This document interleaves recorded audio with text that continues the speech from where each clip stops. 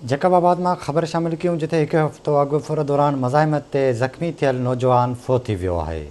तव्हांखे अपडेट कंदा हलूं। ब्रेकिंग न्यूज़ है त जैकबाबाद में एक हफ़्तो अॻु फुर दौरान मज़ाहिमत ते ज़ख़्मी थियल नौजवान फौत थी वियो आहे।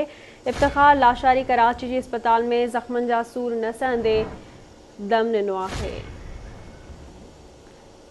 ख़बर ते पहुचाए रहिया आहियूं। जैकबाबाद में जिथे एक हफ़्तो अॻु फुर दौरान मज़ाहिमत ते ज़ख़्मी थियल नौजवान फोत थी वियो आहे। इफ्तिखार लाशारी कराची जे अस्पताल में ज़ख़्मनि जा सूर न सहंदे दम धणी हवाले कयो आहे। तफ़सील मालूम कंदासीं जैकबाबाद में नवाज़ सोलंकी खां। जी नवाज़, छा अपडेट्स आहिनि वधीक? जी बिल्कुल ही एक हफ़्तो अॻु जेको आहे त SSP हाउस जे बंगले जे पोयां ऐं जेको आहे शीशे जे बंगले जे भरिसां जेको आहे त हफ़्तो अॻु में जेको आहे त फुर मज़ामत ते ज़ख़्मी थियल नौजवान इफ्तिखार लाशारी उनखे जेको आहे त कराची जे अस्पताल खणी विया, जिते अॼु हुन जेको आहे ज़ख़्मनि जा सूर न सहंदे दम धणी हवाले करे छॾियो आहे। लाश खे जेको आहे त ज़रूरी कार्रवाई लाइ जैकबाबाद आंदो पियो वञे, जितां पोस्टमार्टम बाद जेको आहे लाश वारसनि जे हवाले कयो वेंदो।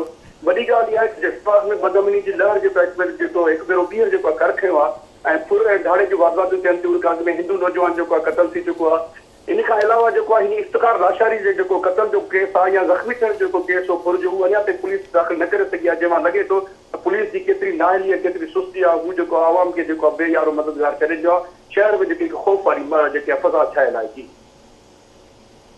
वरी महिरबानी अवां जी अपडेट करण लाइ।